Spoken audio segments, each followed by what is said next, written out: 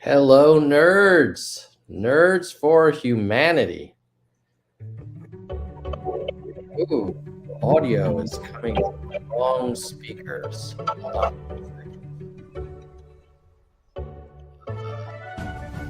Right. Okay. Let me know if you guys can hear me okay. I had to update some software. Ooh, it sounds kind of weird, huh? So let me know in the comments if you can hear me okay. But this is a follow-up to the Supreme Court unpacking of the Roberts decision. And that was striking down affirmative action. And I said in that live stream, if we got 20 likes or more, that we would do a unboxing of the Sotomayor dissent. And so here we are, friends. So let me know. Also, for those of you who are joining in the live chat, let me know where you're joining from. I'll give you a quick shout out. I'm coming to you from Northern California, very beautiful part of the country. Don't believe all your MAGA friends. It's quite beautiful up here. But let's jump right into it. And again, tell me if my audio is okay, because I had to update a bunch of stuff. And golly, I don't know what is working right now. But hopefully this is working okay for you guys. All right, we're gonna, as they say, the show must go on, and this would not be a Nerds for Humanity live stream if there weren't some technical issues. So we're just gonna get right into it. So let's start with, we're gonna jump into the real. This is what I love about the Nerds for Humanity show, if I have to say so myself, is we don't just go into like opinion and sound bites. We get into the actual facts. And in this case, we have the primary documentation.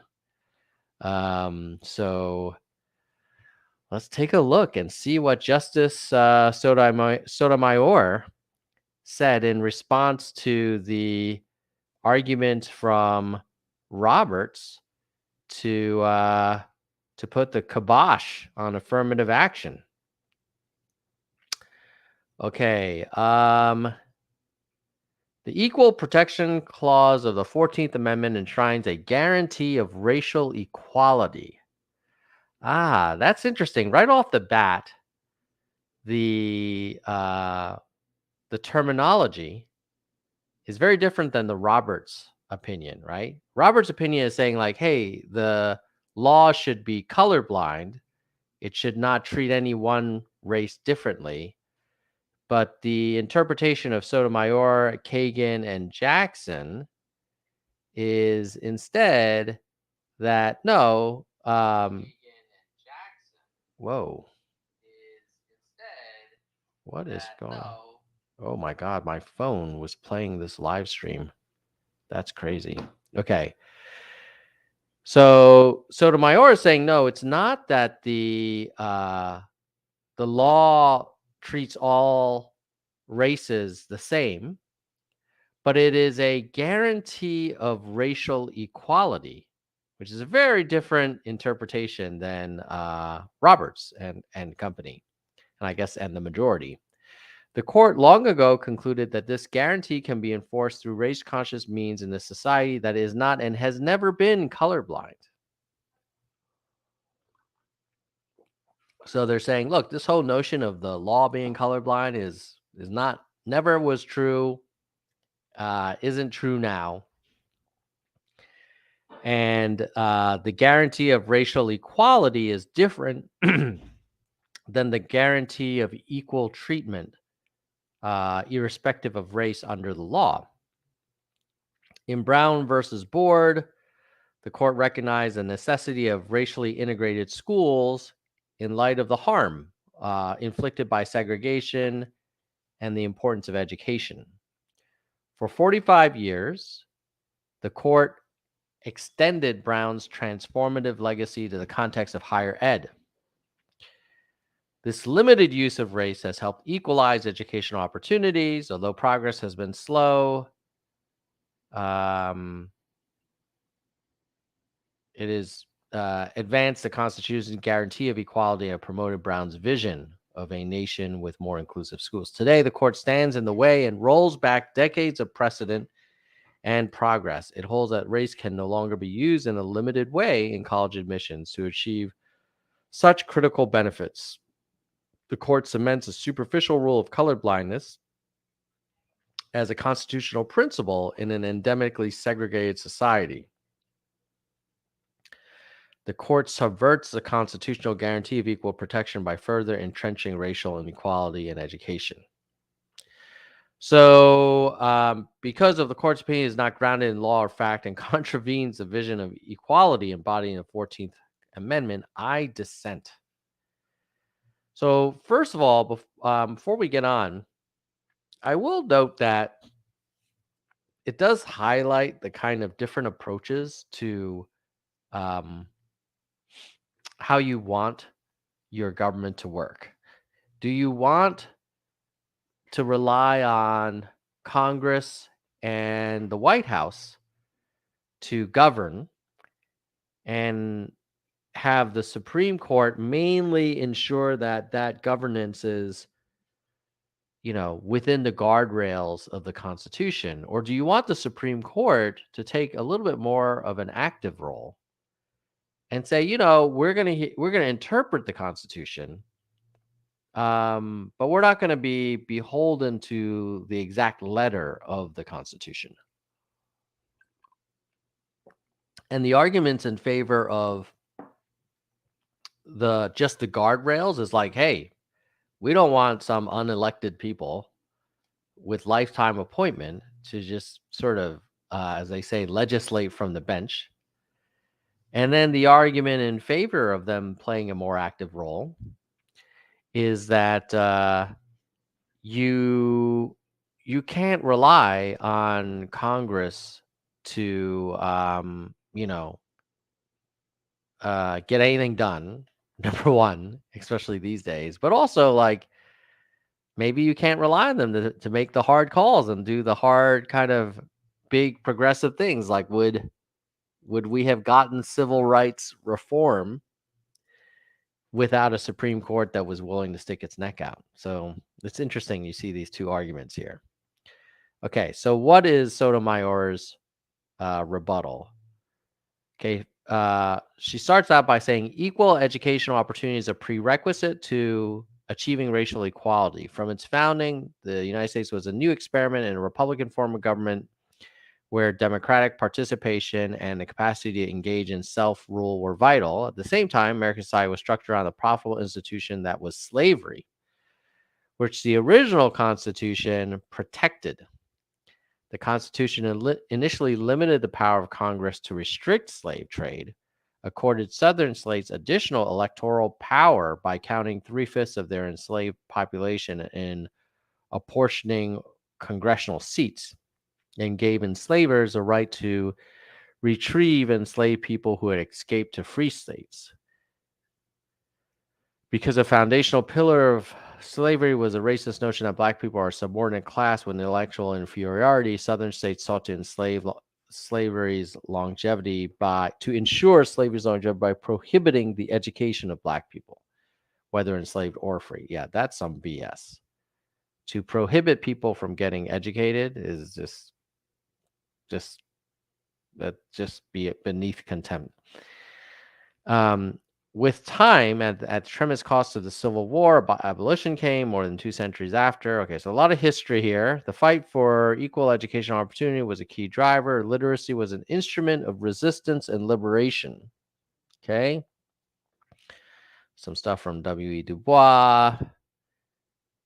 Emancipation marked the beginning, not the end of that era. Abolition alone could not repair centuries of racial subjugation. I agree with that. Following the 13th Amendment's ratification, the Southern states replaced slavery with a system of laws which imposed upon black people onerous disabilities and burdens and curtailed their rights in the pursuit of life, liberty, and property to such extent that their freedom was of little value. Moreover, the criminal punishment exception in the 13th Amendment facilitated creation of a new system of forced labor in the South. Yeah, this is all true. We have a very dark history in terms of how our country treated Black people in particular and enslaved them. And then after abolition, didn't really give them equal rights or an opportunity to catch up. So all true. Congress acted on the recommendation and adopted the 14th Amendment. Proponents of the amendment declared that one of its key goals was to protect the Black man in his fundamental rights as a citizen with the same shield which it throws over the white man.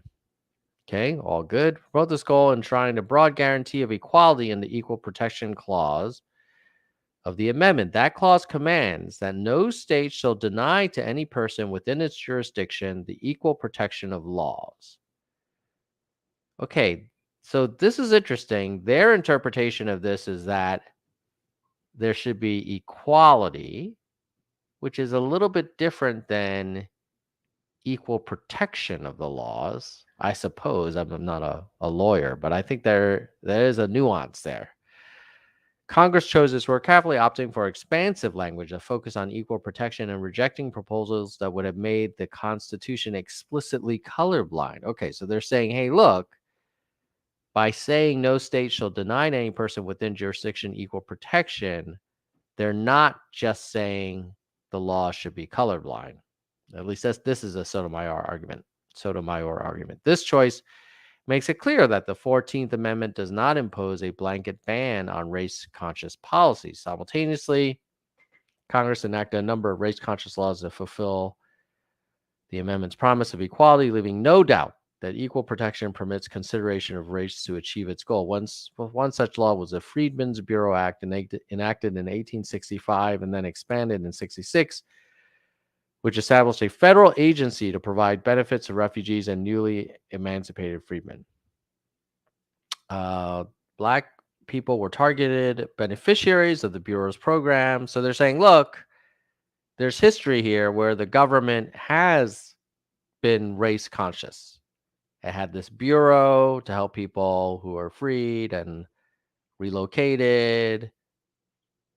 Everybody understood that the Freedmen's Bureau Act benefits.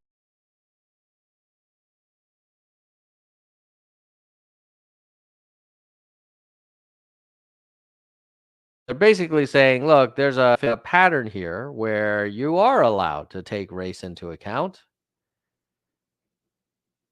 I'm always amazed at how much deep history is in these Supreme Court opinions. I suppose that's the whole point. You want to show this pattern of precedents and previous examples. Okay, then it goes into Reconstruction. I'm going to skip forward to where she talks about today. Then they talk about Brown versus Board. And then they say, hey, Brown was a race conscious decision that emphasized the importance of education. That segregation perpetuates a caste system wherein Black children receive inferior educational opportunities solely because of their race. By the way, one of the things I was saying on the Twitter sphere is that irrespective of where you stand on affirmative action at Harvard and UNC, I would be very okay with more federal money going to creating the Harvard and UNCs of preschool through third grade, completely free for the top 100 poorest zip codes. And, you'd have small class sizes. You'd pay the teachers the same thing that, analysts at investment banks make, so you get top talented teachers. It's a prestigious assignment. You'd have small classes. You'd have after school programs. You'd have available breakfast, lunch, and dinner. Honestly, in my opinion, if you really want to kind of level the playing field, you've got to start early. Yes, it helps for sure to have more diversity and more access to these elite schools at the university level. But in terms of setting people up for success, I'm a huge fan of preschool through third grade. And I would be more than happy to see massive amounts of money going towards like amazing preschool, kindergarten, first, second, third grade. And maybe it's, you know, um, you give these schools the ability to be selective about who from the zip code gets in based on applications or the family's commitment. And the schools have the ability to expel students if they're not, living up to the standard.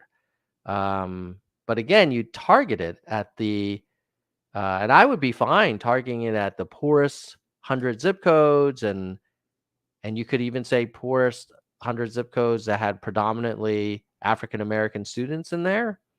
Let me know in the chat if you think that would be useful. Oh, Kevin is in the chat and he's saying, "Hey, I wonder if guidance counselors will still recommend us half Asians to only check the non-Asian box on applications." Yeah, I mean, that is a tough one.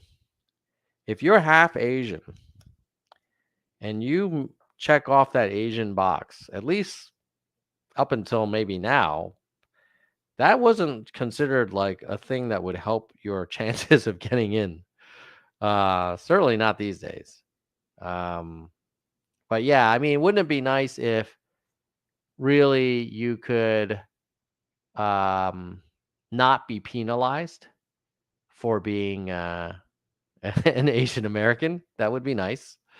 Especially since I said this in the last live stream. I don't feel like the Asian Americans were a big part of a beneficiary of slavery and the Jim Crow laws and all that in the same way that other groups were beneficiaries. So I don't know why the Asian Americans are disproportionately affected by the current implementation of affirmative action. So my hope is that we keep affirmative action in universities. We apply it in a way that doesn't punish other students of color. But secondly, we take a close look at legacy admissions and rated athletes. Um, that's just weird. How much preference is given there. And then most importantly, I would say is like double down on preschool through third grade.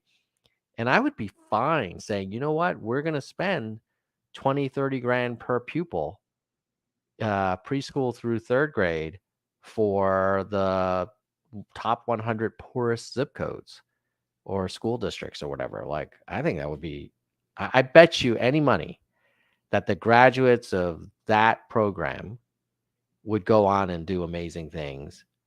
And I'm sure they would end up at places like Harvard and UNC, and they would become amazing top students and leaders at those schools disproportionately because they got such an amazing preschool through third grade prep, which is what rich people are able to do for their children.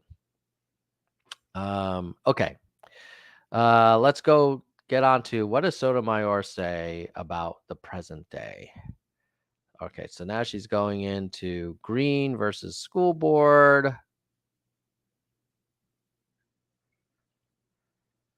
Okay, in so holding, this court's post-Brown decisions rejected arguments advanced by opponents of integration, suggesting that restoring race as a criterion was at odds with the Brown decisions. So again, they're saying, look, it's okay to use race, and I'm fine with it for the reasons that they're stating to use race, to be race conscious. I think it's the implementation that is troubling and how it disproportionately harms Asian Americans. Is like getting caught in the crossfires. Like what do Asian Americans have to do with this? Let's see. Okay, then she quotes Thurgood Marshall, who led the litigation campaign to dismantle segregation. rejected the hollow, race-ignorant conception of equal protection endorsed by the court's ruling today. Hello, Ira. Hello, nerds. Okay. Okay, let's get on. 2 decades after Brown in Bakke, a plurality of the court held that the attainment of a diverse student body is a compelling and constitutionally permissible goal for an institution of higher ed. Race could be considered in college admissions in pursuit of the goal, the plurality explained, if it is one of many, it is one factor of many in an applicant's file. Since Bakke, the court has. I'm in a live stream, bro. Unbelievable. I was going to promote your channel, Ryan. Do you want to come over here and talk about your channel while I'm on screen? All right, we're going to have a quick intermission to have Ryan. This live stream is sponsored by Ryan's new YouTube channel. Ryan, what is the name of your YouTube channel? It's called the Planet Horgan. Planet Horgan. Yeah. Okay, let's take a look at it. We'll go to YouTube and we'll share our screen. We'll come back to the Supreme Court in a second, folks, but I promised my son Ryan. Let's see. We say Planet Horgan, Horgen. And there it is, Planet Horgan, 1 subscriber, which is yours truly. And it's all about the many aquariums in our home. And you see that? Yeah. And I'm very concerned that this is the beginning of the death. So there you go. So if you guys want to check out Ryan, the oldest of my 2 sons, his new channel about the 5 aquariums we have in our house. And he goes through like a little bit of like the backstory on each one. And then we'll be updating the new additions and perhaps deaths as they occur. So go check it out. Planet Horgan. Do him a favor. What should they do if they go to your channel? Subscribe and hit the bell icon. Smash it. Yes. All right. See you later, buddy. Okay. The only time he wants to come on the show is to promote his own channel. Well, he just started it today, so. Kehilani is saying, and yes, hi, Jackson. SAT prep courses help a bit, but what really helps score well is taking advanced level math and English. No substitute for knowledge. Yes, I think if you're rich, you get all of it. You get the SAT prep and you get amazing math and English courses, and you get, and that starts, frankly, in preschool. Okay, so let's get back to what Sotomayor was saying. Thank you for your patience, folks. Since Bakke, the court has reaffirmed numerous times the constitutionality of limited race-conscious admissions, first in Grutter versus Bollinger, blah, blah, blah. Later in the Fisher litigation, the court twice reaffirmed that limited use of race in college admission is constitutionally permissible. These decisions recognize that experience lends support to the view that the contribution of diversity is substantial. And as you remember, what Roberts was saying is like, well, how do you measure that? How do you know how much better the education is if it's X% diverse versus X times 2% diverse?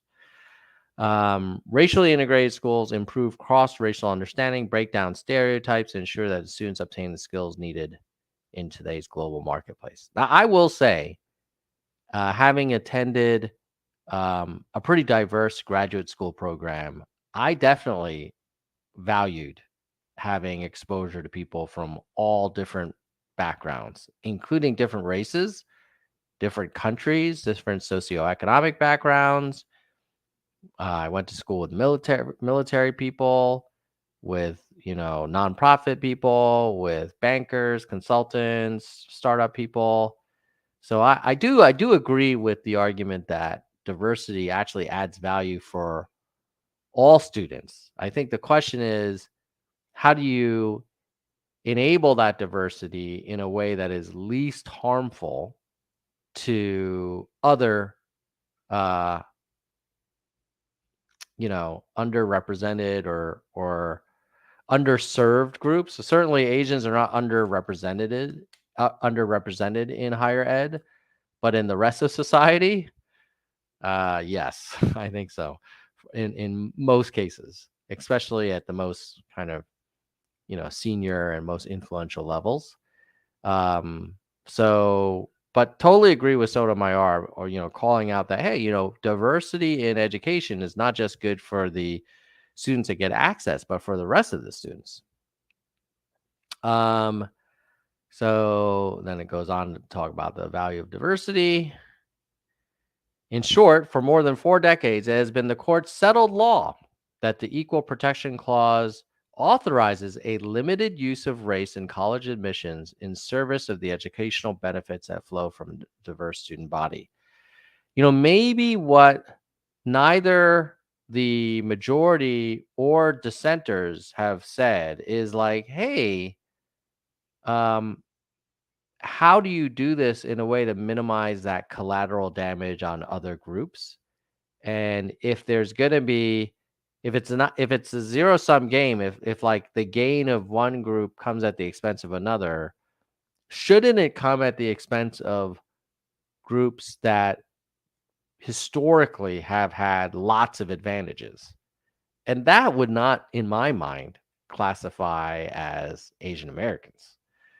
I mean, there are a lot of poor recent immigrants from, like, let's call it, Southeast Asia, like Vietnam. The folks, the Vietnamese Americans, like, did not arrive here with a silver spoon in their mouths and have, like, trust funds and go to the golf club and all this kind of thing. Like, they don't deserve, in my opinion, to be, have to get like higher scores than everyone else just to be considered. They should just be considered like anybody. Okay. Today, the court concludes the indifference to race is the only constitutionally permissible means to achieve racial equality. That interpretation is not only contrary to precedent, but is also grounded in the illusion that racial inequality was a problem of a different generation. Entrenched racial inequality remains a reality today. Yeah, this, in my opinion, is true as well. Now, you hear people like Mike Pence saying, like, hey, this is post-racial, like, we're all good. That is spoken like someone who may not have full understanding of the current state of the country. That is true for society writ large, and more specifically for Harvard and UNC, with a long history of racial exclusion. Ignoring race will not equalize a society that is racially unequal. Oh, that's a good one. Ignoring race will not equalize a society that is racially unequal. What was true in the 1860s and again in 1954 is true today. Equality requires acknowledgement of inequality. Okay, then she goes on to say, after more than a century of government policies enforcing segregation, a society remains highly segregated. Half of all Latino and Black students attend a racially homogenous school with at least 75% minority enrollment. The share of intensely segregated minority schools has sharply increased. Underrepresented minority students are more likely to live in poverty and attend schools with a high concentration of poverty.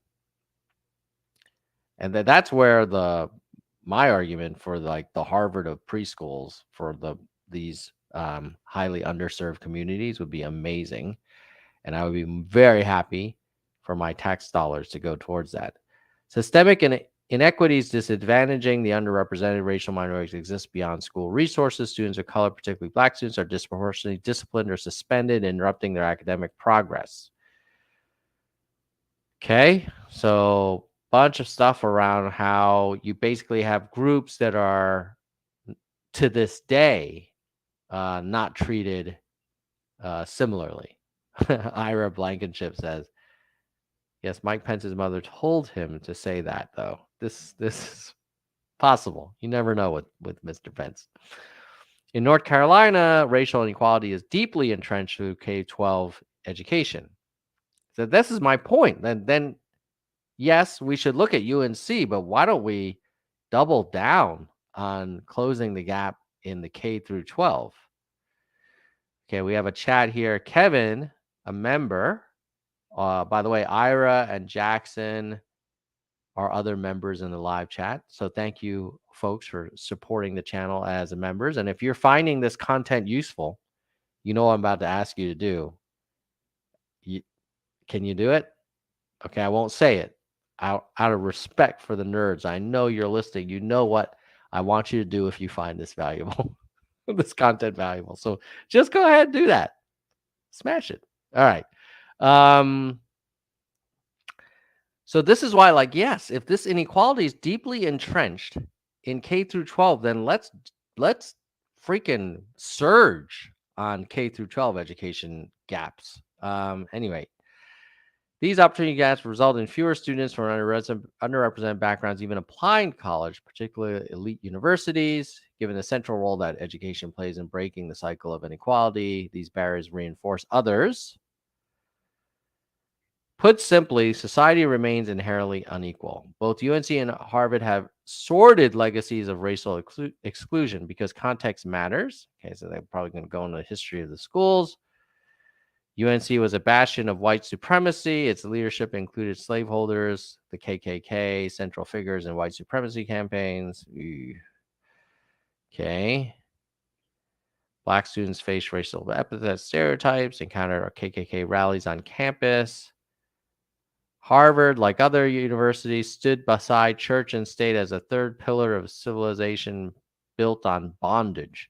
From Harvard's founding, slavery and racial subordination were integral parts of the institution's funding, intellectual production, and campus life. Harvard and its donors had extensive financial ties to and profited from slave trade. Accumulation of wealth was vital to the university's growth and establishment of an elite national institution. So they're saying, look, Harvard wouldn't be Harvard had it not been all of the money that it got from slavery. Today, benefactors with ties to slavery and white supremacy continue to be memorialized across campus through statues, buildings, professorships, student houses, and the like. Okay. These may be uncomfortable truths to some, but they are truths nonetheless. Institutions can and do change. However, societal and legal changes force them to live up to their highest ideals.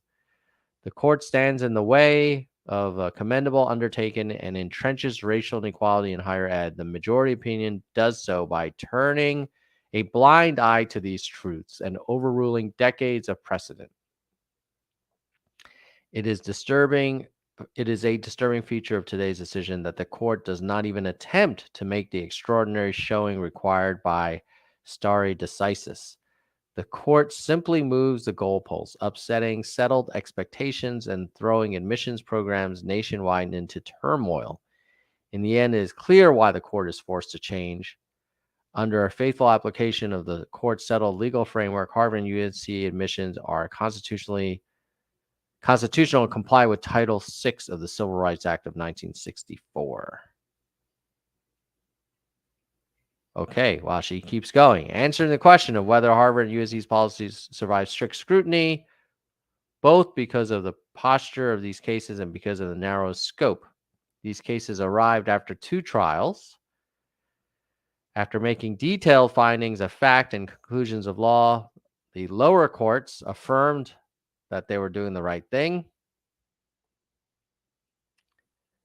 As to narrow tailoring, the only issue SFFA raises is that the university cannot use race in its admissions process because race-neutral alternatives would promote UNC diversity objectives. That issue is so easily resolved in favor of UNC that SFFA devoted only 3 pages to it.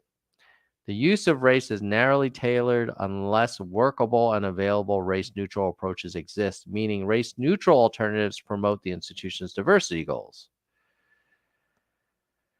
Narrow tailoring design. So basically they're saying, look, if you can't show that race neutral things would have generated a diverse class, then You can't be advocating for these race neutral things. They rest on terribly unrealistic assumptions about applicant pools, unrealistically assume that all of the top students in the candidate pools would apply, be admitted, and enroll. So a bunch of criticisms of the alternatives that I guess the petitioners propose. Then they say Harvard also is narrowly tailored. SFFA argues that Harvard's program is not narrowly tailored because the university has workable race-neutral alternatives and not use race as a mere plus and engages in racial balancing. Like UNC, Harvard has already implemented many of SFFA's proposals, such as increasing recruitment efforts and financial aid. Also, like UNC, Harvard carefully considered other race-neutral ways to achieve its diversity goals, but none of them are workable. Okay. So TLDR is, if you stipulate that a diverse class is a noble and useful outcome, and there are no other ways to do it other than taking race into consideration, I think Sotomayor is saying then that's what they got to do. Ira is saying he already did what I said that you should do if you find this streaming useful. I appreciate that, Ira. Thank you, my friend. Okay. Let's see. Under SFFA's alternative model, Black representation would plummet by 32%. Okay, so the courts below properly rejected SFFA's argument that Harvard does not use race in a limited way. The court explained that a university can consider a race in admissions so long as the use is contextual. That is precisely how Harvard's program operates. Harvard received 35,000 applications for a class of 1,600 seats. The admissions process is exceedingly competitive. It involves 6 different application components. These components include interviews, as well as consideration for grades, test scores, recommendations, personal essays by several committees. There is no evidence of any mechanical use of tips. Consistent with the court's precedents, Harvard properly considers the race as part of a holistic review process, values all types of diversity, does not consider race exclusively, does not award a fixed amount of points because of their race.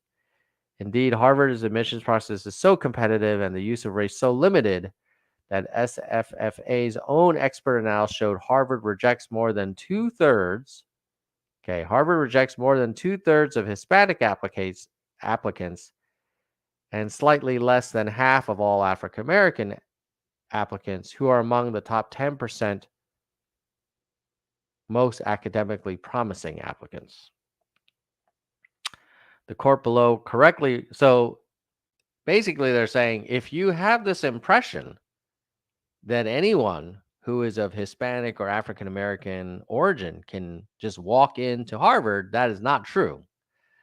That most applicants of Hispanic background are declined. And even when African American applicants are in the top 10% of the most academically promising, only less than half of those are admitted. Now, they don't talk about what the percent acceptance rate is for Asians, probably because it's quite low. The court, but whatever. The courts below currently rejected SFA's view that Harvard use of race is unconstitutional because it impacts overall Black student representation. Okay. Let's keep going. Finally, the courts correctly concluded that Harvard complies with this court's repeated admonition that colleges and universities cannot define their diversity interests as some specified percentage of a particular group merely because of race or origin. Harvard does not specify its objectives in terms of racial quotas. Harvard's statistical evidence showed that admitted classes across racial groups varied considerably year to year. Similarly, Harvard's use of one-pagers containing a snapshot during the admissions review process is consistent with the court's precedents. Okay, basically saying that Harvard's fine, that they're very thorough, that it's just one factor, it's a holistic process. As the First Circuit concluded, what the data actually showed is that admissions have increased for all racial minorities, including Asian American students, whose admissions number have increased roughly fivefold since 1980 and roughly twofold since 1990. The data also show that racial shares of admitted applicants fluctuate more than corresponding racial shares of total applicants, which is the opposite of what one would expect if Harvard imposed a quota. So here they're saying that Asian American applicants have been admitted at much higher rates than they were in 1980 and double what they were in 1990. So, the Asians are better off now than they were in 1990 and 1980. That may be true. I still think it's tough to apply to one of these elite schools as an Asian American. Even looking at the court's truncated period, the same pattern holds. Okay. The court concludes that Harvard and UNC's policies are unconstitutional because they serve objectives that are insufficiently measurable, employ racial categories, rely on stereotypes. In reaching this conclusion, the court claims those supposed issues with respondents' programs render the programs insufficiently narrow under the scrutiny framework. In reality, the court today cuts through the kudzu and overrules its higher education precedents. There is no better evidence that the court is overruling the court's precedents than those precedents themselves. Every one of the arguments made by the majority can be found in the dissenting opinions filed in the cases the majority now overrules. Okay. The court offers no justification, much less a special justifications for its costly endeavor.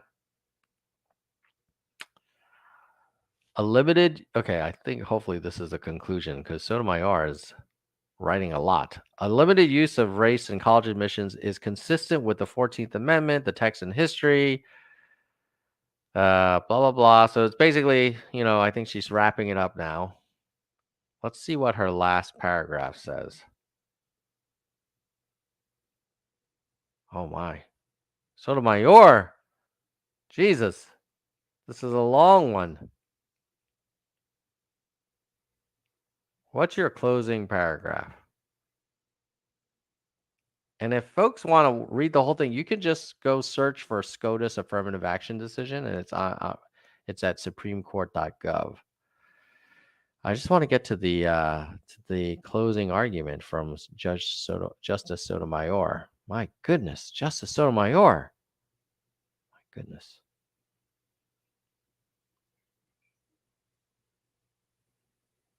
I wish they had an executive summary. My God, Sotomayor, I'm on page 185.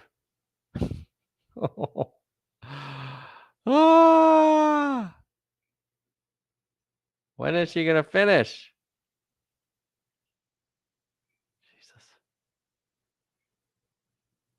Jesus. This is a long live stream of me scrolling through a PDF. Let me see if I can get to the end. Oh my God, she's still going, dude. Yikes. Sotomayor. Still dissenting. Damn, somebody was burning the midnight oil on this one. Jesus. Okay. I don't know if I'm going to be able to make you guys wait while I scroll through. Let's just summarize what we've read so far. I think basically Sotomayor is saying, hey, the 14th Amendment is not just that law should be colorblind, but tries to achieve equality. And that many other courts previously looking at this issue allowed educational institutions to take race into account. So, and while there's this argument that Asians have been disproportionately harmed, they're better off now than they were in 1980, which is 50 years, I guess 43 years ago. And therefore, like, the court kind of should not have overruled this. So let me know in the comments and the chat what you think of this argument now that we've done both. Steve Jones says, Legend says Sotomayor is still somewhere. It is a long descent. It is a long. I mean, I wanted to get to the bottom, but I was like, these guys are on the live stream. They're not going to want to watch me scroll through for the next 20 minutes. Let's see what else is in the comments here. Jeremy saying, have you listened to Yang's latest podcast with Turchin? He argues that elite overproduction, too many elite college graduates with nowhere to go, inevitably leads to frustrated elite aspirants who harness popular resentment to turn against the order, since the number of such positions remains relatively fixed. Turchin's model shows that when this state has been reached, society has become locked in a death spiral and it's hard to exit.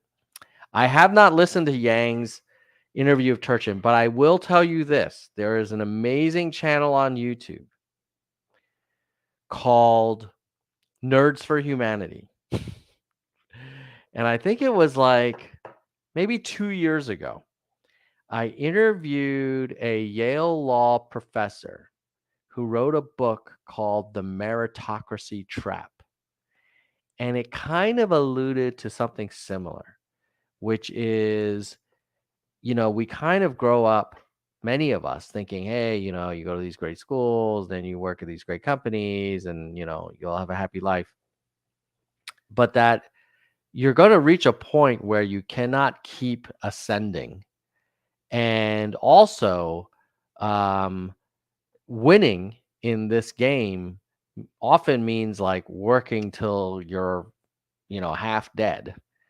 And secondly, it is frustrating that your offspring, while you may give them a lot of advantages, they're going to be competing for fewer and fewer of these elite jobs. And so, it's kind of like this, pyramid where as you do better in life, it actually is harder for your offspring to kind of do better than you did. And then with the way the economy is concentrating wealth in smaller and smaller jobs, like even getting to these elite institutions is not a guarantee that you're going to be kind of in the winner's circle. So, Jeremy, I will look out for Andrew's podcast with Peter Turchin, and you feel free to check out my interview of the author of The Meritocracy Trap, and check out the book as well. It's pretty interesting. Ira saying, you have to remember that she has to speak out this long. With these right-wing card-carrying member of the Federalist Society, they will continue dismantling every precedent. Yeah, that's fair. I mean, I was kidding around that it's a long dissent, but Roberts's opinion was also freaking long. Even though this is the Nerds for Humanity channel, we can't go through all 300 pages. And there are some people on the last live stream saying, hey, it's annoying that Tom is skipping over certain pages. It's like, well, bro, it's 300 pages. I can't go through every page. I'm just trying to highlight some of the key things. Jackson says, don't we have the opposite problem? The U.S. has the H-1B to recruit more brain power. It is a good point. I think there are cases where we still have to bring outside brain power in. And I'm so grateful that as a country, we attract some of the biggest brains in the world. So that's awesome for us as a country. I will also say that maybe what I'm suggesting is, yeah, for those like ultra elite top 0.1% jobs, you may still have to bring H-1Bs in, if it's like a really unique skill or they're like geniuses. What I'm saying is, like, in the 50s and 60s and 70s, like if your kid went to quote unquote a good college, they were pretty much almost guaranteed a really good white collar job. And I don't think that's true. That is becoming increasingly less certain. Let's put it that way. There are definitely lots of well-educated people driving Ubers now, whereas maybe 30, 40 years ago, they would have been on a, management training track for something. And so, I do think there is like a reality of a highly concentrated um, economy where wealth gets into a smaller and smaller pocket of people, which is why, as many of you know, I'm a big advocate of basic income, because I think it's like, look, if there's going to be these mega winners, these unicorn individuals out there, uh, and more money is concentrated into like the 0.1%, as Bernie likes to talk about, the top 1%, then you got to keep the whole thing stable, and you can't let people suffer in poverty, or barely making ends meet. So at any rate, as promised, this was a unboxing of the Sotomayor dissent. I think she made a good argument that, hey, we are far from achieving equality, and there's a ton of work to be done. I agree with her on that. I also agree with her that there is value in diversity in education, not just for the people who may get access that otherwise would have had difficulty getting access, but I think for everybody else too. Again, my beef is, well, why shouldn't that come at the expense of maybe legacy or the richest applicants or rated athletes? These are institutions of higher education. Like, who cares if they play lacrosse really well, or if they, are amazing at squash, or they are a top, lineman, like whatever. um, it's great. It's a sport, but it's not a institution of sport. Um, those are groups that I would first, kind of find spots to allocate to more underrepresented groups. And then, of course, again, you know, if we're trying to solve racial inequality by focusing our energy on higher ed, like that's too far down the line. We got to go upstream and really think about preschool through third grade, and just think about, well, how would we create the Harvard of preschool through third grade for the 100 poorest communities out there? And how might we do that? And what would happen if we did? I bet you amazing things would happen. And you could get those folks just soaring into the Harvards and UNCs of the world and being incredibly successful, and being part of a new generation of equality. So that's my pitch. But if you have made it this far in the stream, first of all, let me thank the people who make this channel possible. And I'm gonna get the cowbell out. I've got to get the cowbell because I think we have a new member. We have a new member that just joined recently. And if you if you're on YouTube and you click the join button and you're in the live stream now, I might give you a shout out right now. If I see you join, I'll get a notification. And then certainly at the next live stream, you'll be part of the member shout out section. So let's do that. There we go. And our biggest member yet is Soldier One. He is a senior vice president. Thank you, Soldier One, for all of your generous support. Then we have our next level VPs are Kristen Slevin and Bike. Kristen's been a member for 42 months. Jeez, God bless her.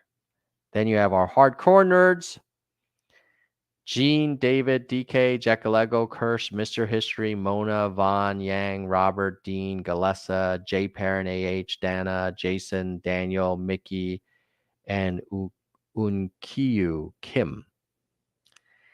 And then at the verified level, which is the lowest level, but it's only $1.99 a month.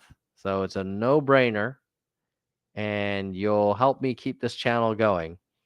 Lisa, Albert, Brandon, Sophia, Doris, Emerald, Ben, James, Ira, Elizabeth, Shoni, Dr. William, Karen, Zemery, Mai, Brittany, Lori, Juana, Kevin, Nija, Jeremy, David, Nicholas, Mike, Aurora, Zig, Roberto,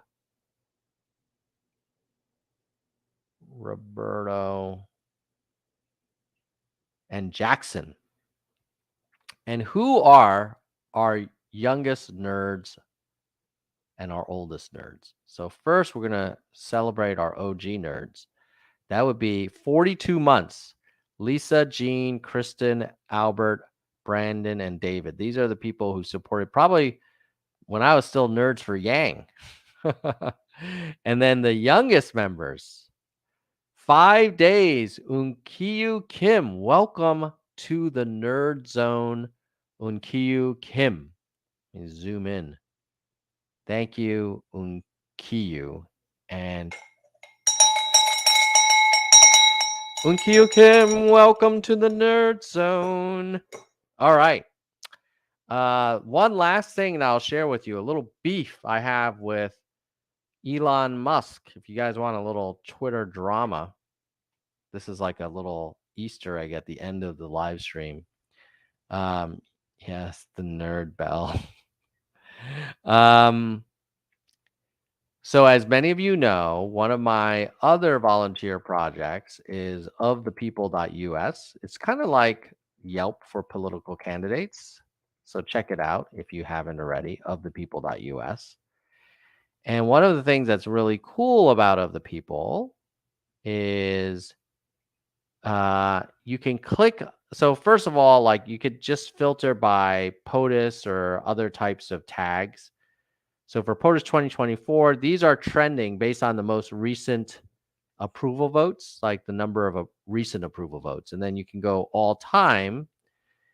And you got Yang as the top most approved, then Marianne Williamson, then Pete Buttigieg, and then Gretchen Whitmer, and then Bernie Sanders. And then you're like, oh, well, what about Republicans? They make it, I think Justin Amashi's a libertarian. Then you got Katie, Klobuchar, Turner, Biden. Glenn Youngkin is the highest ranking Republican, but he hasn't even announced.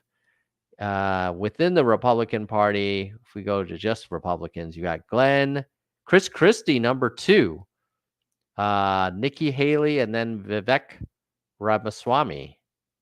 Oops, clicked in Nikki. So Vivek Ramaswamy and then Ron DeSantis. In terms of approval voting, where's Trump? Then you got Tim Scott, then you got Brian Kemp, then Chris Sununu, then Donald Trump. So it's interesting how approval voting really does not benefit the kind of the Trumps of the world. But one of the things that's interesting is if you said like, oh yeah, Vivek Ramaswamy, I want to know more about him. You click on it. You can click on the approve button to kind of boost him in our rankings. You can watch a video about him. You can see a little bit of his bio. You can ask a question. And we used to have his recent tweets. So this was a module that I think Twitter provided that allowed us to, Jackson, I did the exact same thing. I hope he is a thorn in the orange guy's side and he uses all of his U.S. attorney prosecutorial kind of wits to wipe the floor with Trump, frankly. So yes, as much as I don't love the fact that Christie helped get Trump into the White House, I feel like he's trying to atone for his sins.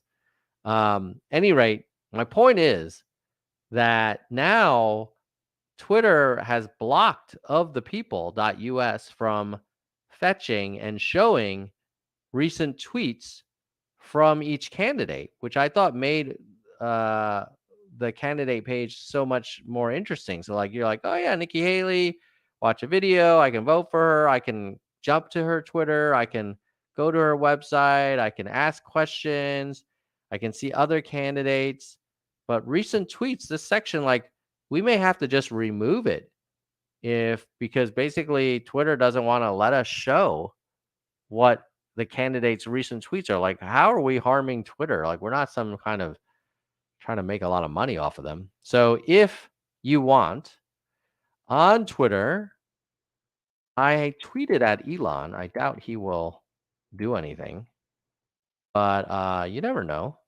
So let me share on my Twitter, which you can follow me, nerds_humanity. Nerds_humanity right here.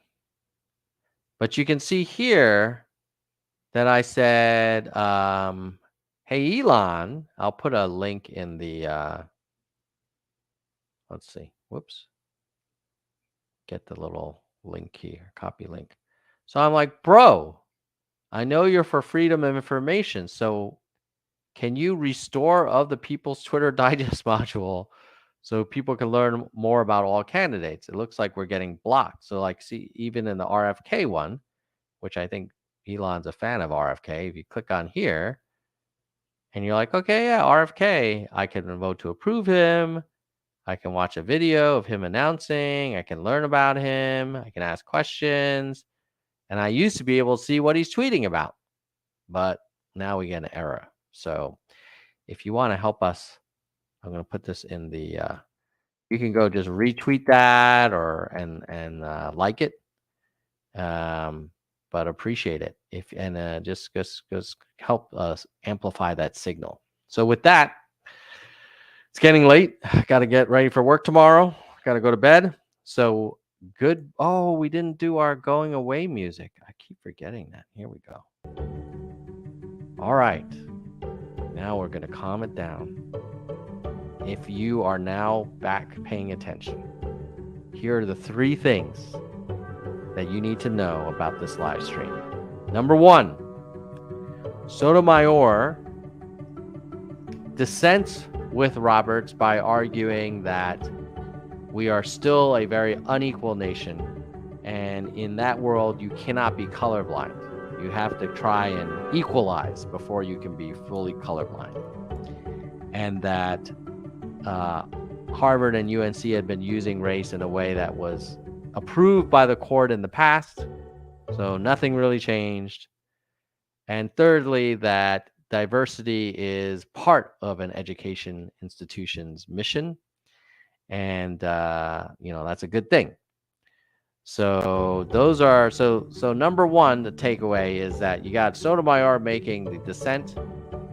Number 2 takeaway from Tom is that we should be caring less about who gets into Harvard, frankly, and caring more about the thousands or tens of thousands of kids who are going to preschool and kindergarten and first grade in crappy schools because they're poor. And often because those are often neighborhoods that have a lot of students of color. And that's not as sexy of a topic as like, whoa, who's getting into UNC? But it's important, and not enough people are talking about that. Frankly, I don't hear Democrats or Republicans talking about building the Harvards of preschool and first, second, third grade. That would be amazing. And then the other thing I would say is, like, let's not forget that there were groups that were affected and continue to be or have been by affirmative action programs where, Asian Americans definitely have a very high bar to get access to these elite organizations because there aren't that many spots, and there's a lot of Asian American applicants who have really solid grades and test scores and extracurriculars and write good essays and do all that kind of thing. So hopefully we can find a way to be diverse and as fair as possible. And the other thing I would say is I would start by looking at legacy admissions and athletics. Athletics is probably even worse than legacy admissions. If you look at the number of students at these elite institutions who were rated athletes. You might be surprised by how many there are. And that's just like, why? So with that, I'm going to say, and of course I'm biased. I'm a nerd, so I'm like one of the least athletic people you meet. With that, I'll say goodbye, nerds. And again, like, share, subscribe, comment below what you think. Do you think Sotomayor made a compelling case, or do you side more with Roberts? And what's your take on the preschool through third grade and athletics as a key driver for how many people access these institutions? All right. See ya. Good evening and have a good night.